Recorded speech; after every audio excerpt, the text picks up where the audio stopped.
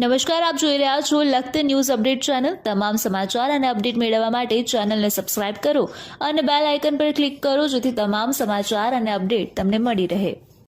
લખતર ગામમાં જળસેતલ નળ તક યોજના ફેલ ગઈ છે ત્યારે પાણી લીકેજની લેખિત ફરિયાદ થતાં તંત્ર કામે લાગ્યું। લખતર ગામમાં લીકેજ થયેલ પાણીની પાઇપલાઇનને સિમેન્ટ કોન્ક્રીટ કરી લીકેજ બંધ કરવાના પ્રયત્ન શરૂ કરવામાં આવ્યા। લખતર ગ્રામ પંચાયત પાણી સમિતિ દ્વારા પ્લાન્ટ કરતા અડધી ઊંડાઈ પાઇપલાઇન નાખી અનેક જગ્યાએ પાણી લીકેજ થાય છે। સાથે સેવડા વિસ્તાર જુગત રામદેવ સોસાયટી વાલ્મીકીવાસ ભૈરવપરા મફતિયાપરા સહિત અનેક વિસ્તારમાં 12 મહિનાના દિવાળીના તહેવારોમાં પણ પાણી આવ્યું નહોતું અને આવતું પણ નથી।